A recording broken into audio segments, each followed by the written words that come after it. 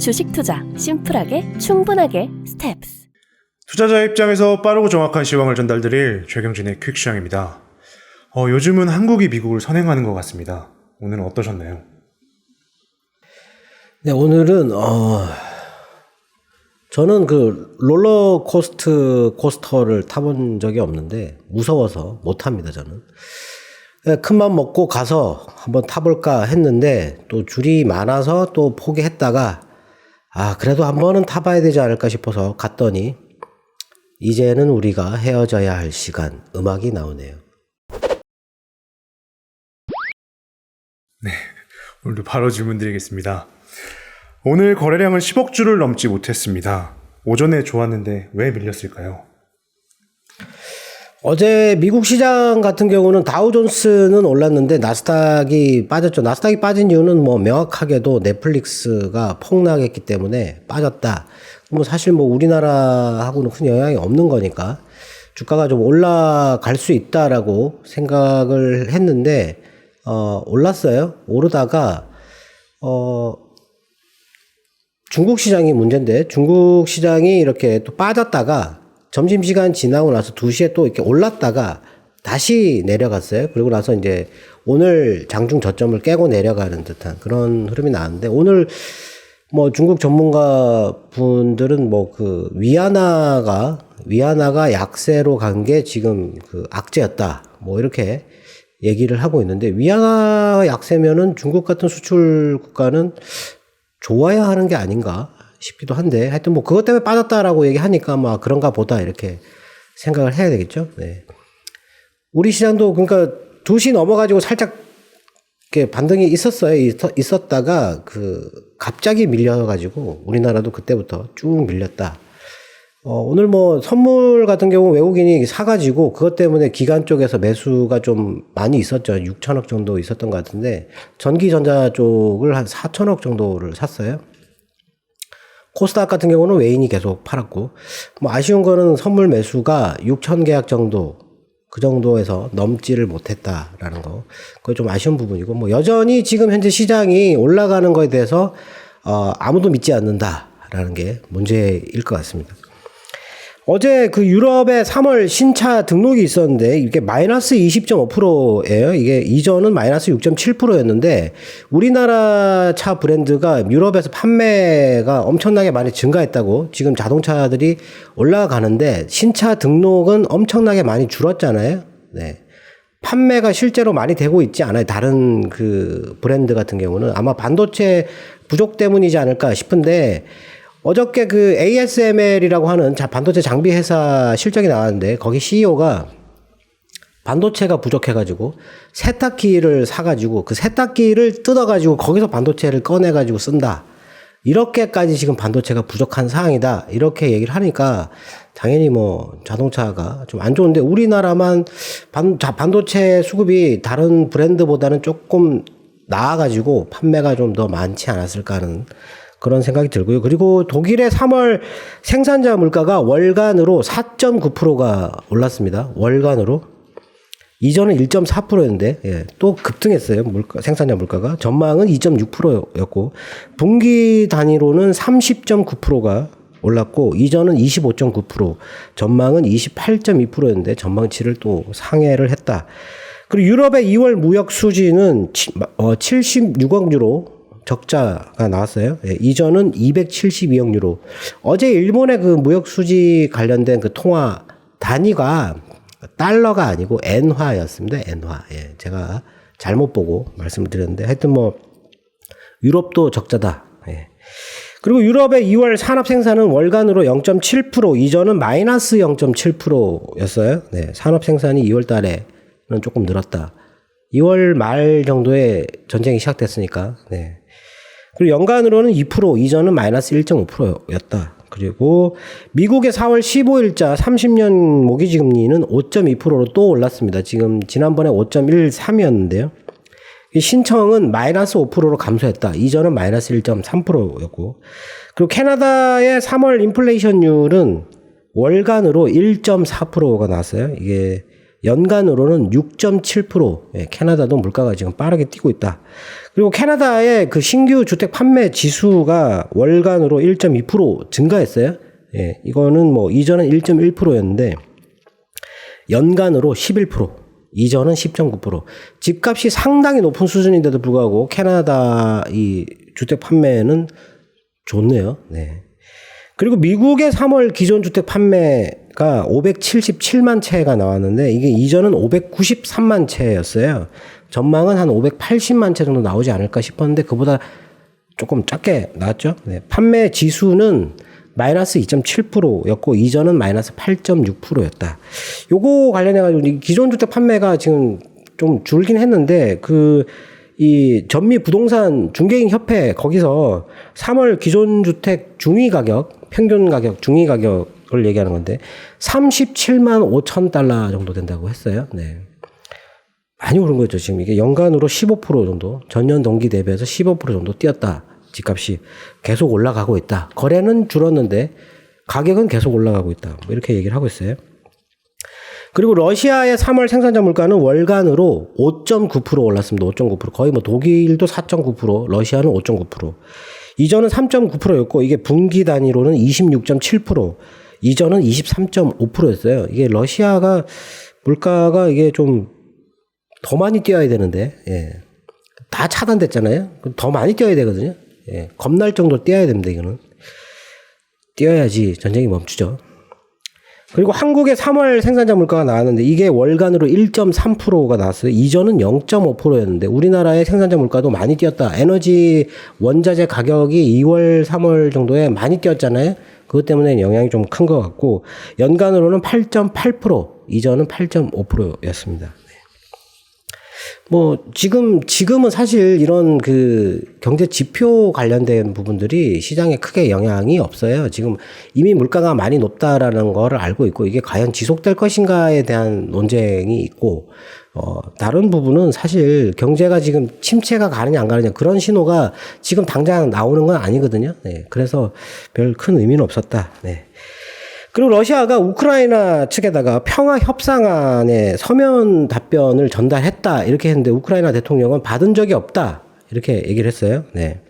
그리고 우크라이나가 마리우폴 거기에 그 대피를 할 수 있도록 전제 조건 없는 협상하자고 제안을 했는데 러시아는 답변하지 않았다. 현재 그 아조우스탈 거기에 지하에 군인이 2,500명, 민간인이 한 1,000명 정도가 갇혀 있는데 그 사람들을 안전하게 구조해 내고자 하는데 거기 뭐 해병대 대장이 뭐 이게 유튜브인가요? 하여튼 거기 나와가지고 제3국으로 좀 피신시켜 달라고. 예. 그리고 독일 외무장관이 연말까지 러시아 석유를 수입하는 거를 중단하겠다라고 얘기를 했어요. 지금 한 절반 정도를 먼저 줄이고 그리고 연말까지는 다 줄이겠다. 이런 식으로 얘기를 했고 그리고 샌프란시스코 여는 그 총재 미국의 샌프란시스코 여는 총재가 연내 중립금리 수준인 2.5%까지 금리를 빠르게 올려야 된다. 그렇게 하면서 가벼운 경기 침체는 일어날 수 있을 것 같다. 하지만 이게 1980년대나 2008년도에 나타났던 그런 경기 침체와는 다르다. 라고 걱정할 거 없다 뭐 이런 식으로 얘기를 했는데 좀 피하기 경기 침체를 피하는 거는 좀 어렵지 않을까 이렇게 얘기를 했어요. 네. 근데 이 중립금리 2.5%라는 거는 이 사람도 얘기했지만 전문가들이 그렇게 제시하고 있는 금리라고 얘기를 했거든요. 그러니까 연준이 확실하게 얼마를 보고 있는지는 아직 아무도 모른다. 네. 그리고 미국이 러시아 민간은행하고 그 가상화폐 채굴업체 비트리버라고 하는 데를 또 추가로 제재를 했어요. 지금 가상화폐를 그 제재 회피 수단으로 쓴다라고 해가지고 요거까지 처음으로 제재를 했고 그리고 어제 그 미국 연준 베이지북에서도 지금 우크라이나 전쟁하고 인플레이션 때문에 경기가 지금 상당히 불안정하고 전망하는 게 불확실하다 이렇게 얘기를 했고 경제 성장에 먹구름이 있다. 하지만 지금까지는 보통 속도로 성장하고 있다. 이렇게 얘기를 했어요. 네. 주가가 좀 오르는 게 맞지 않을까 싶기도 하거든요. 네. 그리고 그 동방정교회라고 하는 종교가 있는데 이게 러시아 정교회의 그 키릴 총대주교라고 하는 사람이 있어요. 이 사람이 전쟁 옹호 발언을 했습니다. 예, 러시아의 침공이 뭐 하여튼 그런 식으로 발언을 했는데 이거 종교에서 이런 얘기하면 좀 안 좋은데 하여튼 뭐 여기 내부적으로 지금 분열이 발생하고 있다 이렇게 얘기를 했어요. 유럽은 특히 이 종교 전쟁이 좀 많이 일어났던 곳이 많거든요. 최근에도 뭐 아르메니아나 뭐 아제르바이잔 뭐 이런 쪽 그게 이슬람교하고 기독교하고 싸우는 거거든요. 뭐 그런 전쟁이라든지. 하여튼 뭐 이게 이슬람교와 다른 종교들 간에 어떤 그런 전쟁이 있는데 이런 전쟁 이 종교에서 이런 얘기 전쟁을 옹호하는 발언을 한다라는 거는 조금 상당히 안 좋지 않을까 싶습니다. 네. 그리고 그 푸틴이 서방의 지금 현재 경제 제재는 불법이다라고 얘기를 하고 세계 무역 기구 WTO에다가 이 지금 러시아가 대응할 수 있는 방안을 검토해가지고 대응하라고 지시를 했어요. 네. 빨리 하라고. 거기서 지금 거론되고 있는 게 철강입니다. 철강제. 예. 그 러시아의 세베르스탈이라고 하는 최대 철강 회사가 있는데 이 회사가 지금 부도 났잖아요. 네. 그래가지고 지금 러시아가 지금 수출을 많이 하는 게 아변 강제 뭐 이쪽 관련돼가지고 수출을 많이 하는데 지금 그거 해결책을 빨리 찾으라는 거죠. 그렇다면 우리나라가 지금 현재 그 아조스탈하고 이 세베르스탈의 피해 때문에 어느 정도의 어떤 혜택이 있지 않을까라고 생각이 됩니다. 그리고 핀란드가 나토에 가입하는 것에 대해서 논의를 본격적으로 시작을 했습니다. 근데 러시아가 여기에 그 북방함대를 강화하겠다. 그쪽 북해에 있는 쪽 함대를 강화하고 500개 이상의 고성능 무기를 배치하겠다. 이렇게 얘기를 했어요. 그리고 스웨덴의 그 1위 일간지 그쪽 대표도 나토에 가입해야 된다. 우크라이나가 침공당했는데 저걸 보고 나토에 가입하지 않으면 도대체 누가 지켜주느냐. 하여튼 그런 식으로 얘기를 했어요. 네. 그리고 그 G7, G20 그 재무장관 회의 뭐 이런 거 하고 있는데 뭐 러시아 쪽 사람이 들어오니까 다 퇴장해버리고 뭐 보이콧하고 했다고 하는데 거기서 일단 그 우크라이나에 240억 달러를 지원해주기로 하고 계속 지원액을 늘려가기로 했습니다. 지금 뭐 한 달에 50억 달러씩 계속 지원을 해야 된다라는 식으로 얘기를 하고 있는데 우크라이나 뭐 하여튼 경제를 빨리 살려야 되겠죠. 그리고 3월 그 중국 채권 매도가 176억 달러, 우리나라 돈으로 한 21조 정도 되는데 이게 1월 달, 2월 달 채권 매도액이 36조 정도였어요. 그래서 3월 달에 많았다. 뭐 하여튼 이거 늘어난 거를 지금 뭐 미국과 중국 간의 채권 금리가 역전돼서 지금 그런 게 아닌가라고 얘기를 하고 있는데 제가 볼 때는 뭐 금리가 지금 다 올라가는데 그래서 뭐 매도한 게 아닌가 뭐 큰 의미를 두지는 않는다라는 식으로 얘기를 했어요.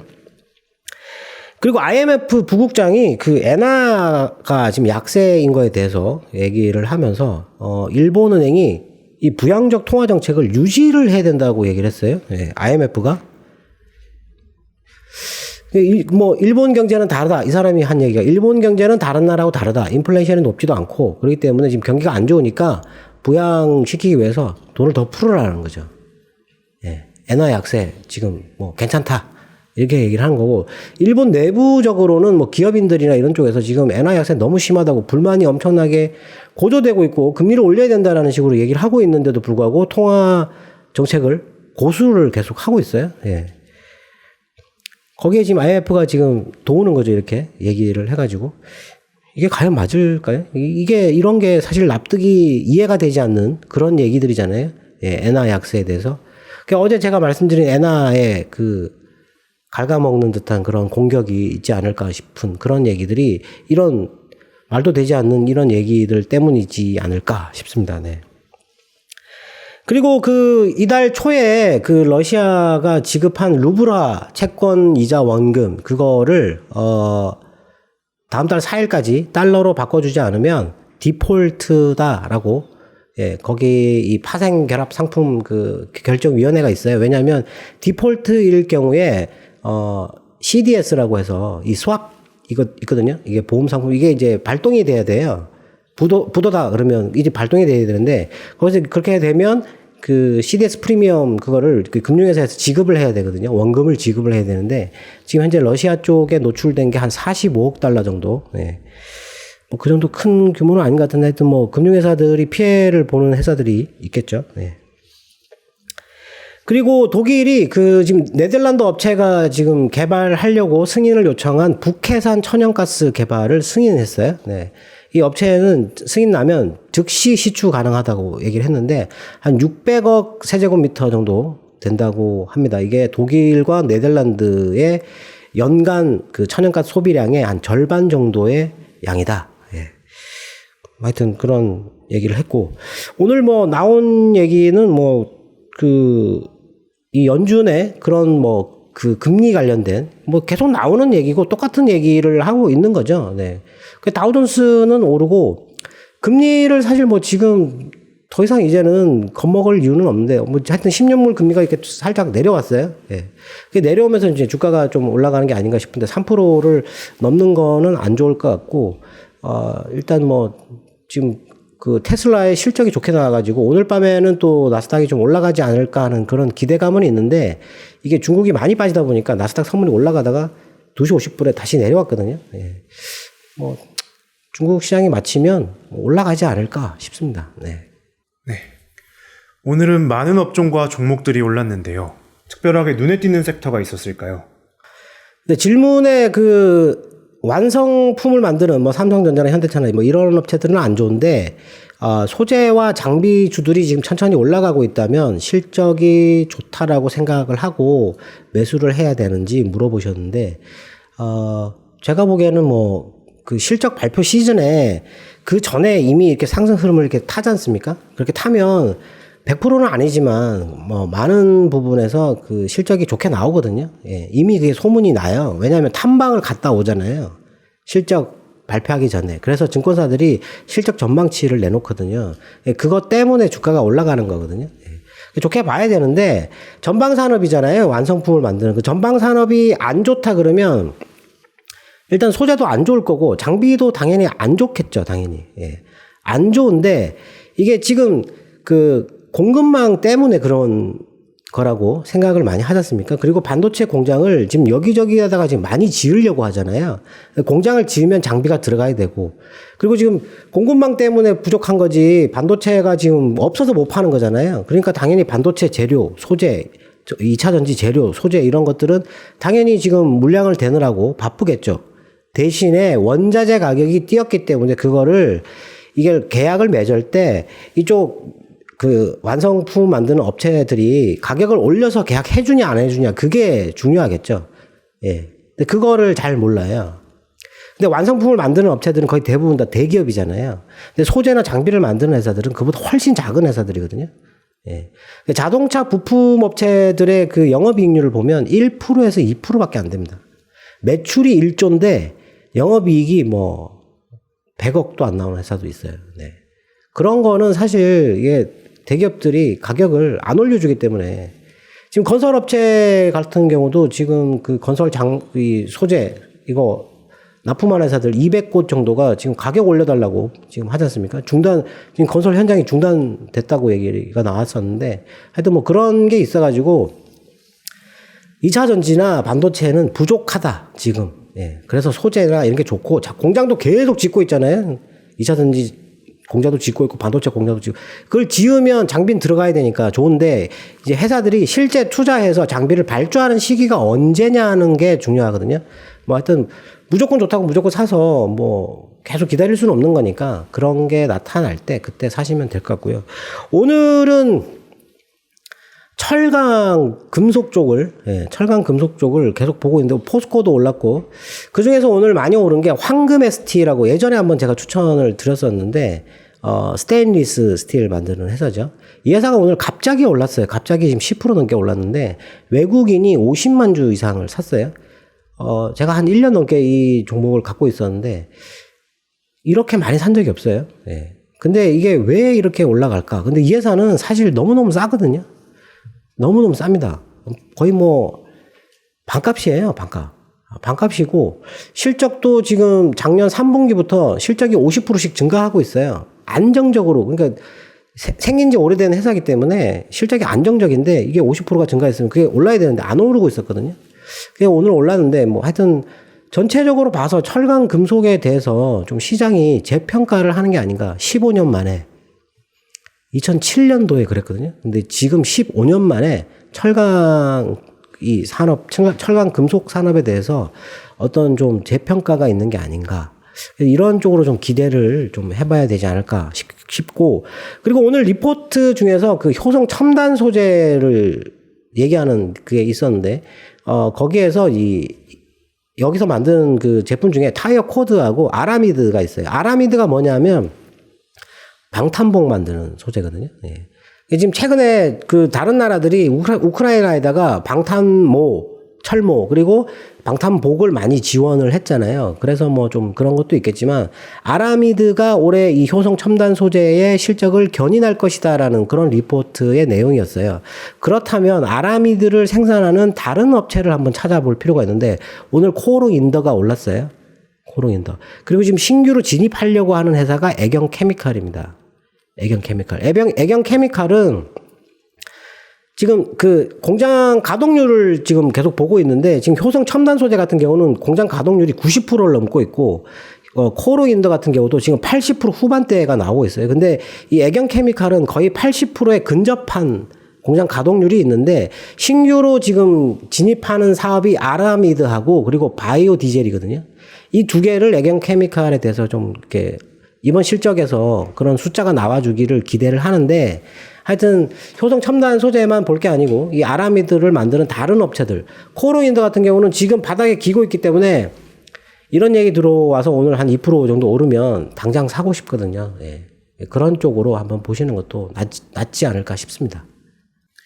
오늘도 투자자분들의 궁금증이 해소되었길 바라겠습니다.